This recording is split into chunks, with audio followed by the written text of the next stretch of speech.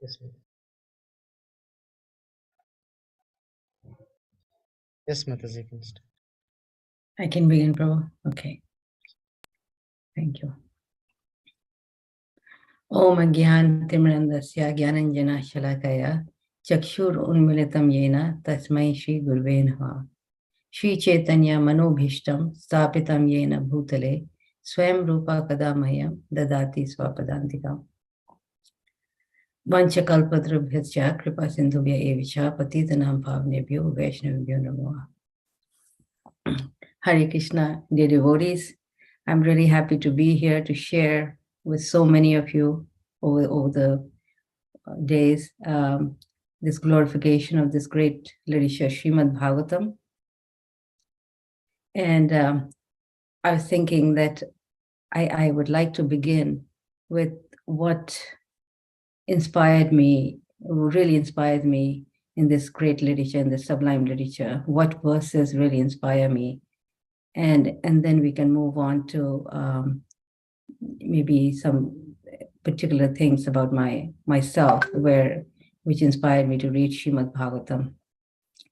So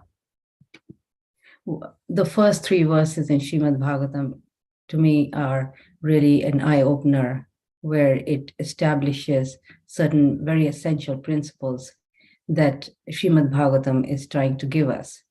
And so we see the first verse spoken by Vyasadeva himself. Now, Vyasadeva is no other than the literary incarnation of Krishna. We all know that. However, even he is, he's comes under the, bewilderment. We see that in chapter 4, where in chapter 4 the sages are asking 3 questions. What inspired Vyasadeva to write Srimad-Bhagavatam? Now we have to see the background, where Vyasadeva, he has written so many literatures, right? He has written so many of them, and yet he's dissatisfied. Now, this is not small contribution. He's written the 18 Puranas, he's written the Itihasas, the Upanishads. And why did he feel so despondent? He even wrote the greatest epic, the Mahabharata. And within that Mahabharata, he even placed the jewel of spiritual wisdom, the Srimad Bhagavad Gita. So the question is that after writing so many literatures, and which being none other than Krishna himself, why is he feeling despondent? What are we learning from here? In other words, even the Lord himself is showing how he can be overcome by illusion. In other words, where we think that, where we get diverted as to the real purpose of life. And Vyasadeva doesn't feel any hesitancy in owning up to that. That I thought was really amazing. Like how we see in the entire Bhagavatam, how great personalities, they're very so honest and open about their own fall downs or their own bewilderments. Even Narad Muni talks about himself and how he had to work so hard to actually ultimately find the Lord. So, and he, in the same way, here Vyasadeva is owning up to his insufficiency, that something is missing. He's feeling this vacuum in his heart. He's dissatisfied. And then, of course, as Krishna always arranges, when a devotee is feeling lost and needs guidance, Krishna will send somebody. We see in the case of Dhruva Maharaj, how Narad Muni appeared before him when he was lost and trying to find the answers, fulfillment of his material desires through the process of finding Krishna. So in the same way, Narad Muni enters for the first time in this chapter, in chapter 4, and he tells him quite straight. And I like the exchange between, I really like the exchange between Narad Muni and Vyasadeva, where Narad Muni is chastising his disciple in such a loving way, but yet is heavy, and he's telling Vyasadeva that the reason why you're feeling despondent, the reason why you're feeling despondent, is you have not sufficiently and repeatedly glorified the Supreme Personality of Godhead and emphasized devotional service unto Him. Interesting, isn't it?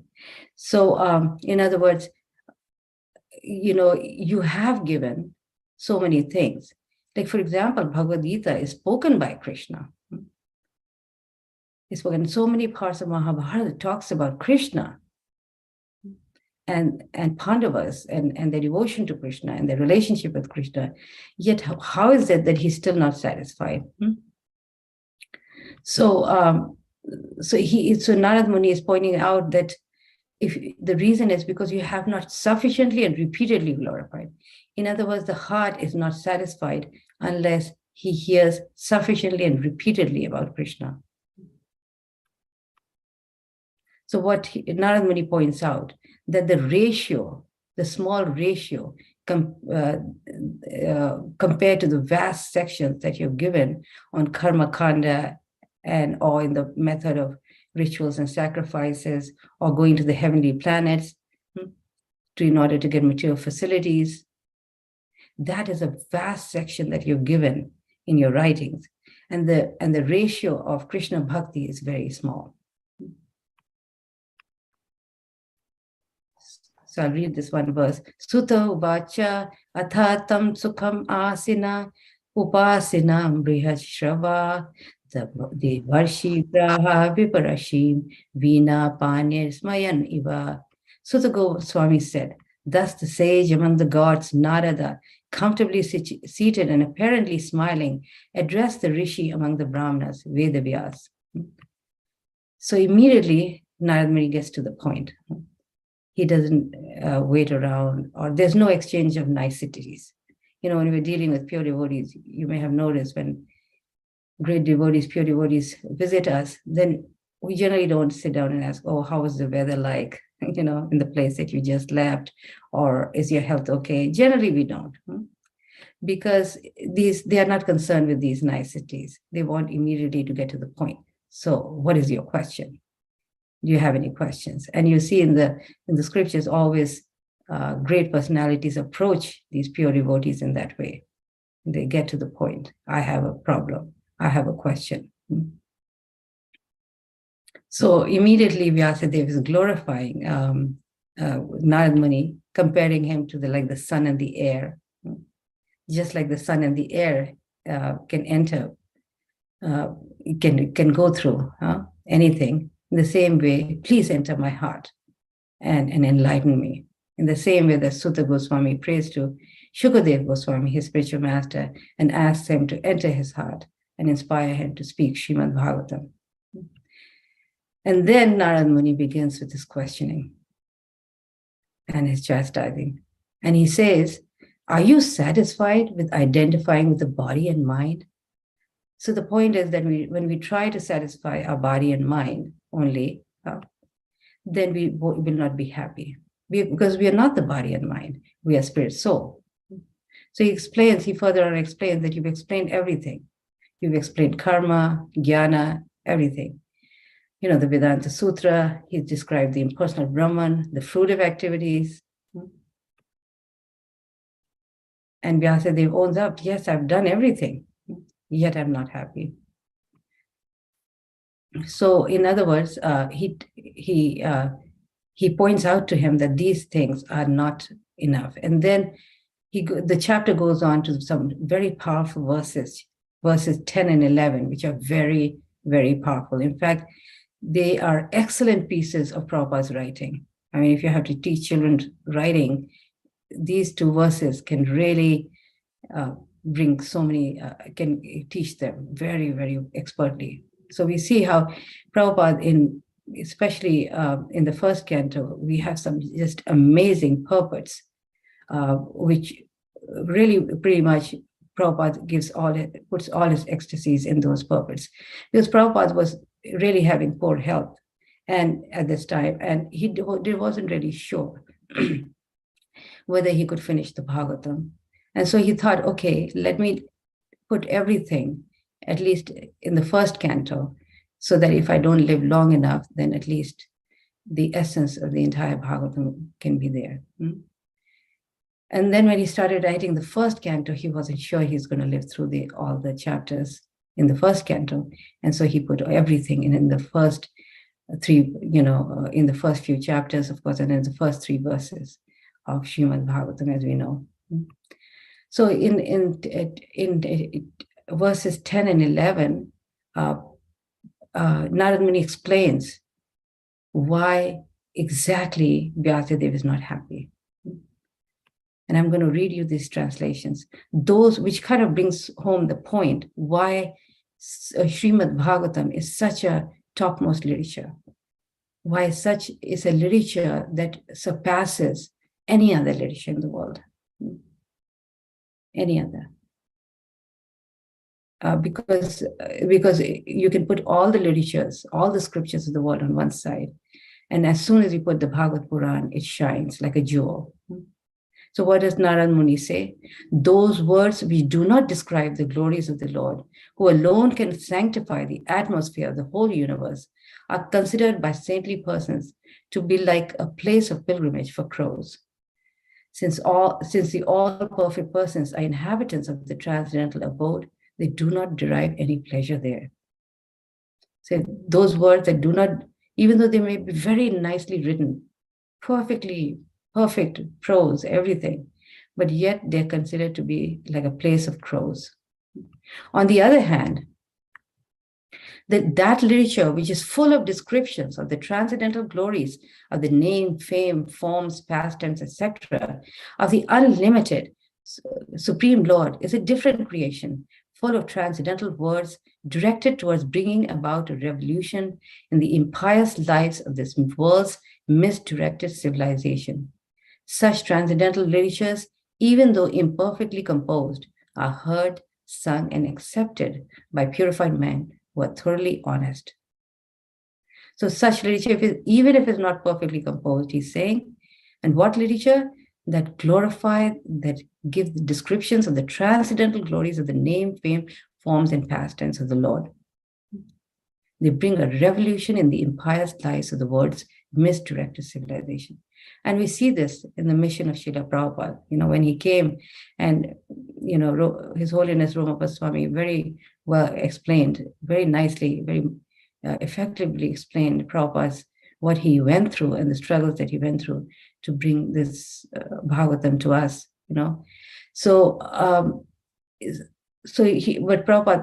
when he came, he understood that his real mission was to give Srimad-Bhagavatam, was not to open temples, was not to do these things. These were, yes, they are important, but his real mission was to give this knowledge of Srimad-Bhagavatam, which is everybody's heritage, right?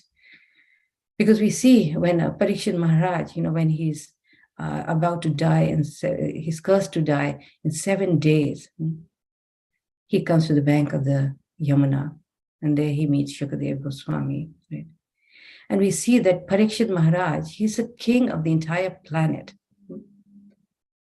He's not king of India or some small region or some small continent. He's emperor of the entire planet.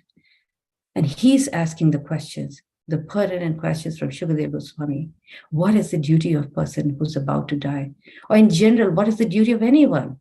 Because we are all going to die. So Parikshit Maharaj wants an answer to his question. And so then this is a question that everybody is yearning to find the answer for. And he's king of the entire planet.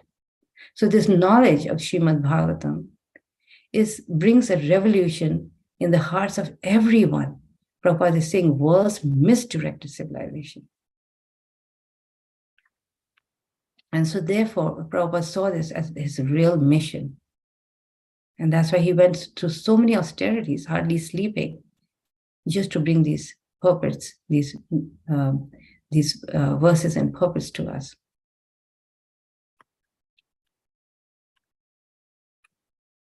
So here in the purport here, Prabhupada is explaining how there's so many different types of literature. And that brings us to the point why Srimad-Bhagavatam is such a superior literature.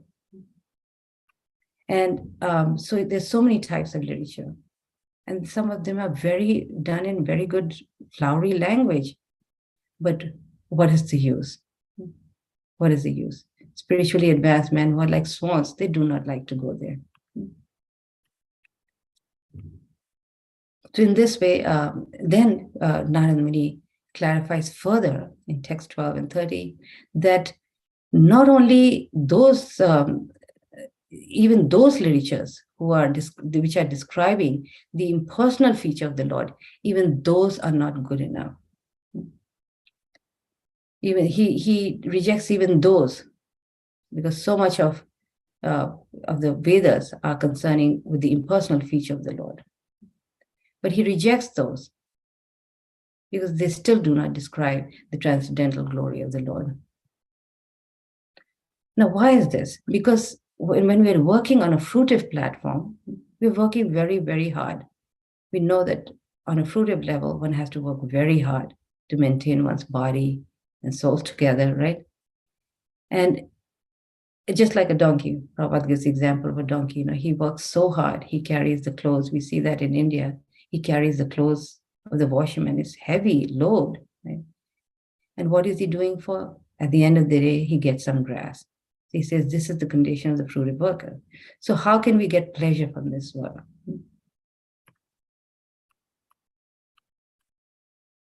So in this way, he goes one by one through all these other processes of jnana and karma and yoga. And he explains how these things are not the ultimate. These things are not going to give us happiness. And you are really actually cheating the people when you're doing this, when you're giving them, this process of karma kanda, this process of, karma, of sense gratification and liberation. This is not enough. Of course, Vyasadeva is very well-meaning, isn't he? He's not trying to he doesn't have bad intentions. Why is he doing that? Because he knows that people gradually will get purified by doing these, doing this sense gratification. But according to Vedic injunctions, they will gradually make progress. Whether they are doing through rituals and sacrifices, or whether they're doing through yajnas and, through following certain activities which are properly in line with the Vedas. All these things are meant to give them a gradual advancement. But see what happens in the process, people get sidetracked. The mind gets sidetracked, just like a boat, on any river or something, on a windy day, it will be carried away. In the same way, the Vedic literatures describe all good things, but because they are not anchored on the absolute truth, people's minds, they get drawn away from the descriptions of the actual thing, the absolute truth. So because they start thinking, oh, should I do Ashtanga yoga, or should I do karma yoga to gain mystic powers, or should I do mystic powers, or maybe I should become a renunciate and leave home and leave my family. And Vyasadeva points out to Vyasadeva, Narada Muni points out to Vyasadeva that the presentation you've made so far is giving this confusion, is describing things separate from Krishna. Of course, we understand, like I mentioned earlier, Vyasadeva has well-meaning purpose. We see in society today, especially in the West, we see when activities are done not in conformity with Vedic injunctions, it creates sinful life.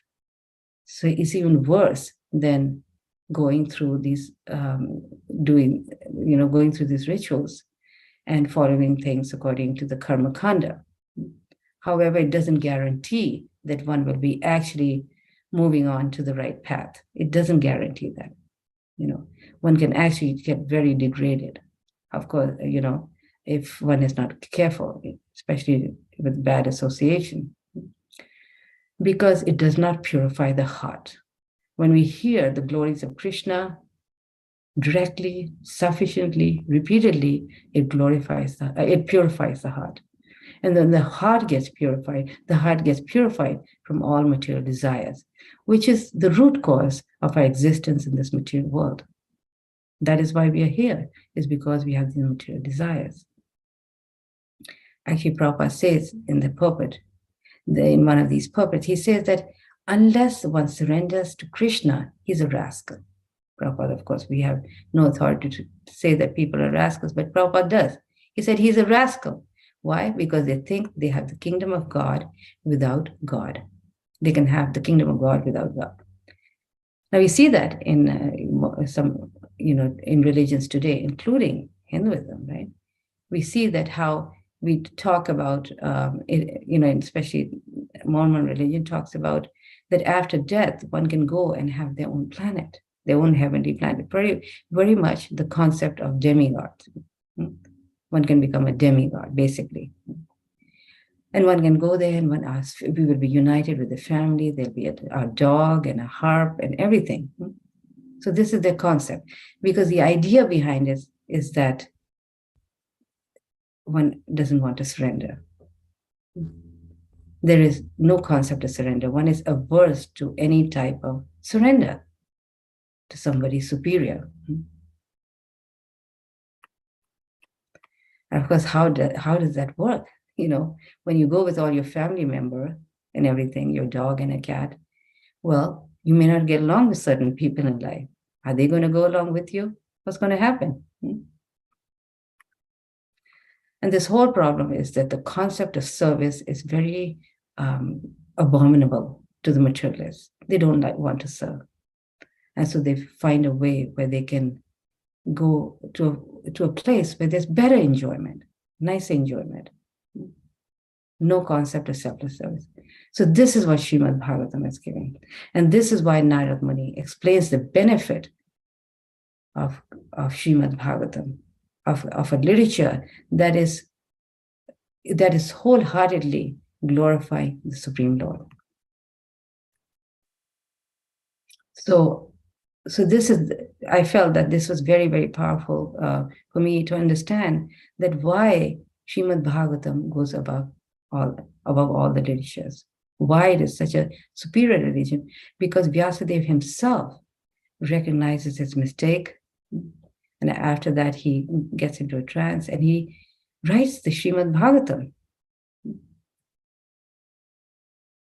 And this is where Srimad-Bhagavatam begins, is glorification of the Lord in text 1 of Canto 1. And that verse is so very important because it not only explains that how Krishna is the supreme absolute truth, but it brings home the point that Krishna is a person. So that's one thing that Vyasadeva wants to make sure and remove all the confusion. That he's not, especially to defeat the Mayavadis. That beyond the Brahman is Krishna, the Supreme Personality of Godhead. So, of course, I could go on in terms of the verses because, but I know there's only 5 minutes left for today's session. So I will just kind of conclude in the sense that I really like the first 3 verses of the Srimad-Bhagavatam because it sets the tone. It kind of emphasizes the Paribhas Sutra of Srimad-Bhagavatam, which we understand. It's in Canto 1, Chapter 3, right? Yeah, you can read that one.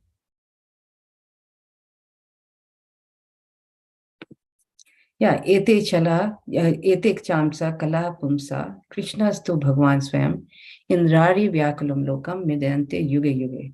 All the lists of the incarnations of Godhead submitted herewith are either plenary expansions or parts of the plenary expansions of the Supreme Lord, Godhead. But Krishna is the Supreme Personality of Godhead. Therefore, Krishna is the original Supreme Personality of Godhead, the absolute truth, the source of both the soul and the impersonal Brahman. So this is considered in chapter 3 of Canto 1, text 28. This is very much, Sutta Goswami clarifies this point, that among all the incarnations, Krishna is the Supreme Personality of Godhead, is the fountainhead, is the original. So, and so this is Vyasadev's purpose in the first 3 verses, is to establish Krishna as the original Lord, the supreme absolute truth, and how he's a person. He's a divine son of Vyasadeva, just in case, because the word Krishna many people can have be named Krishna. It doesn't mean Krishna as a supreme Lord. But when he identifies the Lord as the son of Vasudeva, then it means that he has a father and mother, that it is him only, Krishna, who is the supreme Lord.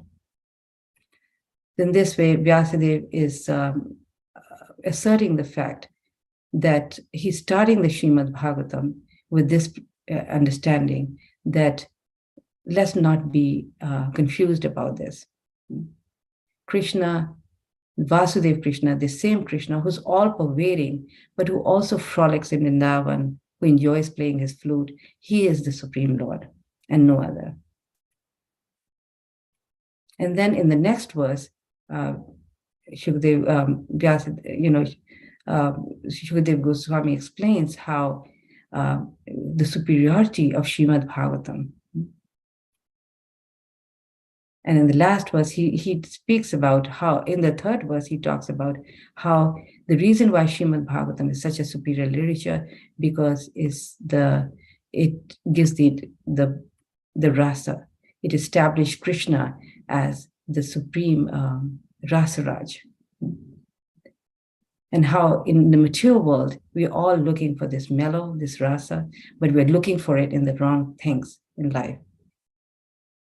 And how understanding Krishna is the real Rasaraja, we can actually become very satisfied when we read Srimad-Bhagavatam, we establish a relationship with him, then we actually become very happy and satisfied.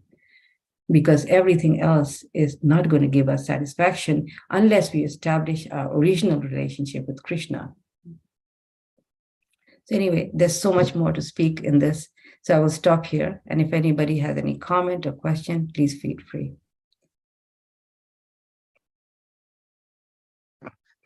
Hare Krishna, Mataji. Please accept my humble obeisances. Close Srila Prabhupada.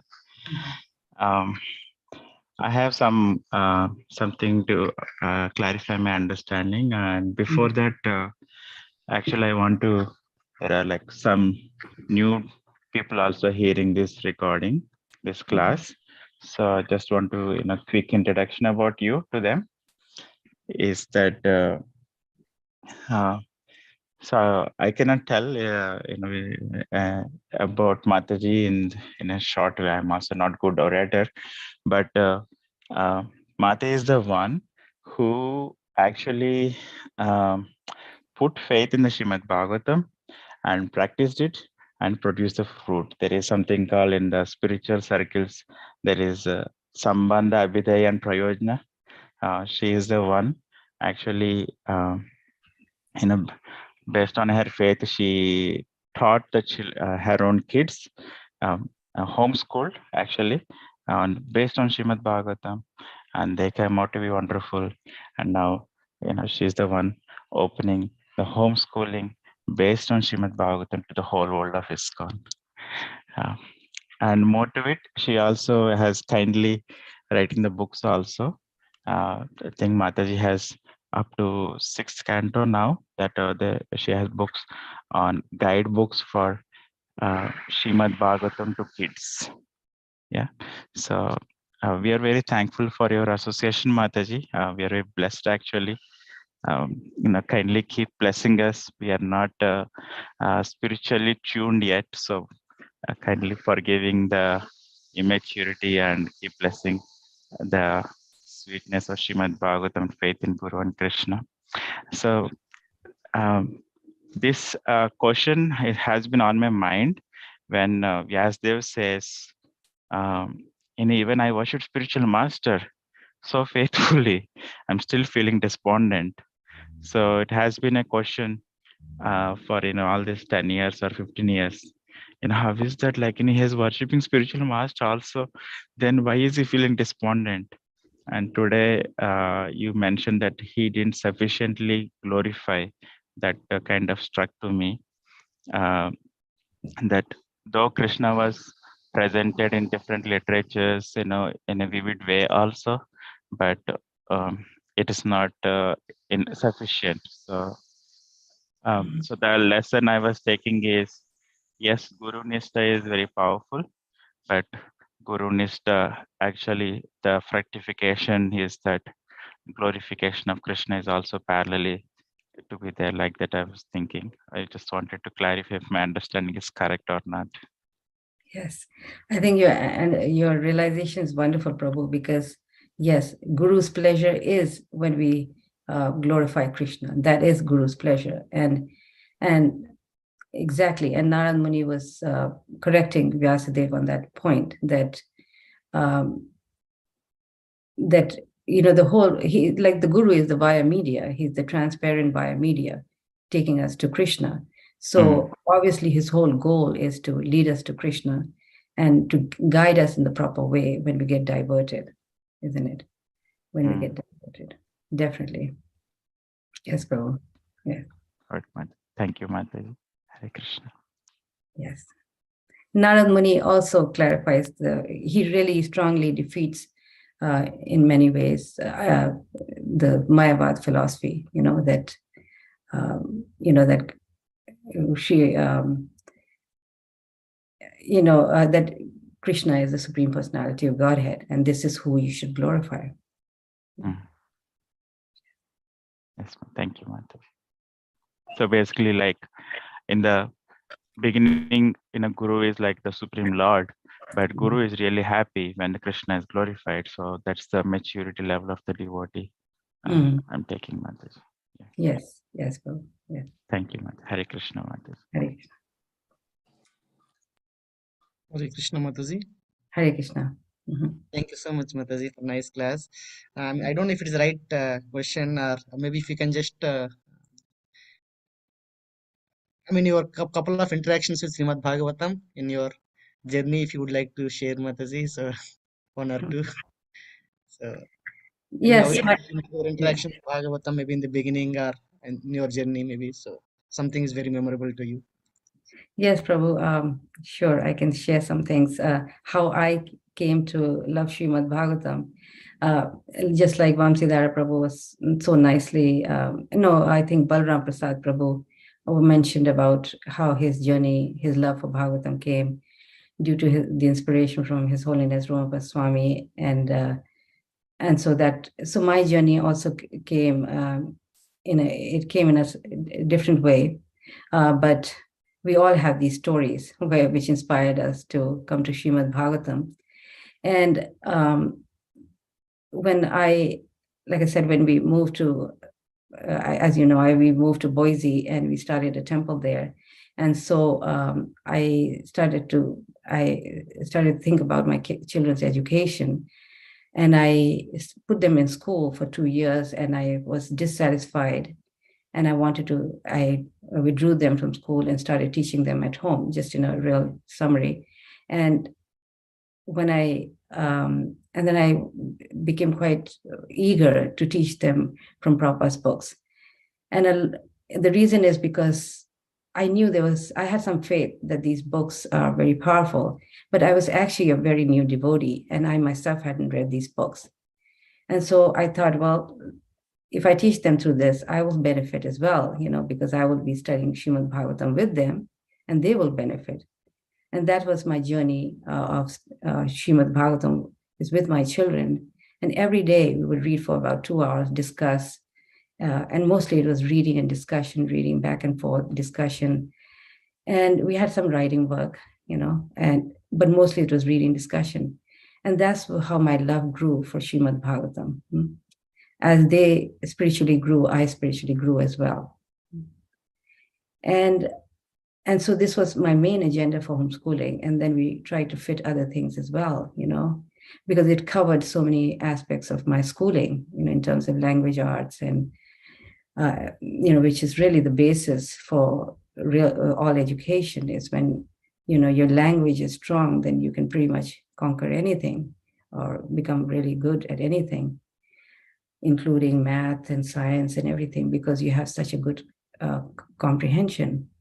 And so then I fit in other subjects during the day, and gradually every day, by just doing this, we finished the Bhagavatam, and then I actually started seeing the results of teaching Bhagavatam to my children, and which I was totally clueless. I just did not know that the impact is going to be so wonderful. I could see, in terms of their, their ability to understand things and to critical thinking and all those things. But then with my really eyes opened when they went to college and they were able to study any subject, psychology, sociology, anthropology, everything, without any background, without any foundation. Even math, we had done till like 8th grade. So everything was easy for them. Because why? Because of this real basis in Srimad-Bhagavatam. That's why when Prabhupada says that Srimad-Bhagavatam has everything in it, and then he names all the subjects, atomic theory, physics, I really developed faith in that, because I thought, wow, this is true. I see that they've never done these subjects before, but yet they can do it. It's no problem. And so all this credit goes to Srila Prabhupada's books, and especially his Srimad-Bhagavatam. And my faith developed more and more. And then I realized, oh, I've got to really give this to everybody else, because this is something so important. And that's when I started sharing with the rest of the world this process of reading Srimad-Bhagavatam. So Prabhu, this is my journey into love of Srimad-Bhagavatam. And as you know, Srimad-Bhagavatam is taught in layers. You can't give everything all at once to children. But they over life, they study everything, over time, they study everything. And they can do so much. Like, you can teach them good skills like debating, communication skills, how to defeat Mayavad philosophy, everything you can teach them through Srimad-Bhagavatam. Because purports are so powerful. They're so powerful. Like, for example, Shukadeva Goswami, he's an impersonalist, right? He's an impersonalist, but how does his heart change? Is when he hears verses from Srimad-Bhagavatam. Vyasadeva is running after him, reciting these 2 beautiful verses, and his heart changes. Here is such a big material, impersonalist, so powerful. And that's one of the questions the sages ask. That what was the need for Shukadeva Goswami to study this literature when he was already realized? So Prabhupada says it defeats Mayavad philosophy, that such a big impersonalist, and he's able to comprehend, and he changes, his heart changes, and he becomes a personalist. Same thing with 4 Kumaras. Their heart changes when they see Narayan and smell the Tulsi leaves. They become a personalist. So in other words, these stories in Srimad-Bhagavatam, they can completely, they satisfy the soul. In other words, it can bring us to the real point in life, that we actually cannot experience any happiness without understanding this great literature, because it establishes Krishna as the supreme, not only just the supreme Lord, but as the reservoir of all mellows, of all rasas. And this is what the soul is looking for, is this rasa, this relationship, which we are getting in such a perverted way, Prabhu, here. In such a perverted way, we are getting this material world. In every relationship, we are dissatisfied, right? So this is what Srimad-Bhagavatam is establishing, that no other literature establishes. No other literature establishes. So this is very fulfilling to the soul, you know. And as we read Srimad, and that's why it is the panacea. It is actually the panacea for every problem in this world. Thank you so much, Mataji.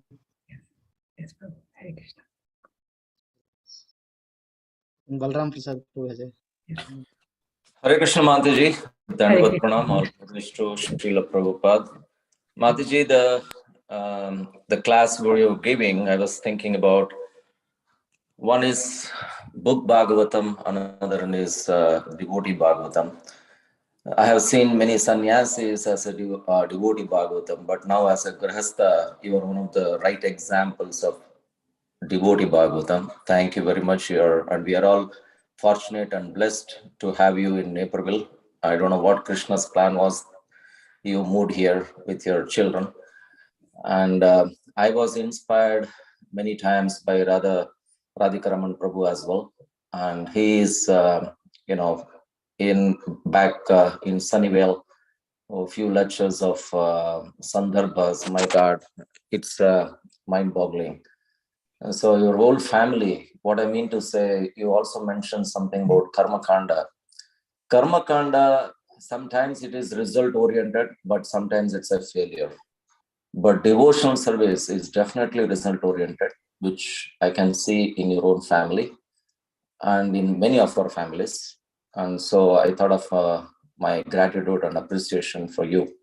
And you are the right inspiration for all of us. Thank you so much, Mataji. Hare Krishna.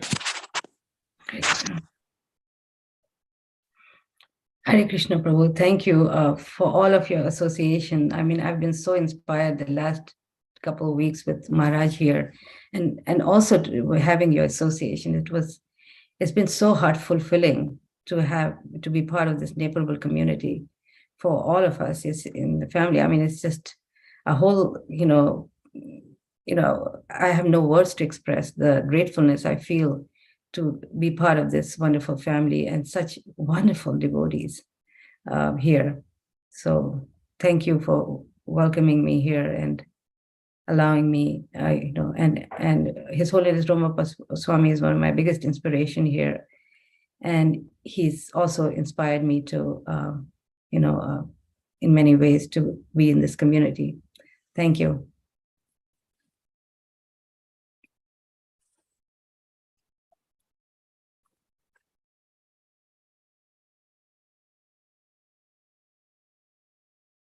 Okay, so I guess we can stop here. There is a, okay, yeah, I think so. Yes, Prabhu. Comment, Mataji. Sri Vallabh Prabhu saying, you're truly inspiring. Thank you very much for sharing with us your personal journey with the Srimad Bhagavatam. Thank you, Prabhu. Thank you, all of you. Hare Krishna. So I want to say, Mataji, out of our 120 books, we came to 95 now. So Wow. this, I mean, 25 is distributed. So we are still caring of a lot for the weekend, this weekend for a door-to-door and so on. Prabhu, it's amazing. You're just like a touchstone, Prabhu. Anything, yeah, you're empowered. You're like a touchstone. Your leadership here in terms of book distribution, obviously, is very, very powerful. It's very, very important, and we are so happy you're here and doing this wonderful seva. Yes, Prabhu. Blessings of senior Vaishnavas, Mataji. Thank you, Mataji. Hare Krishna. Hare Krishna.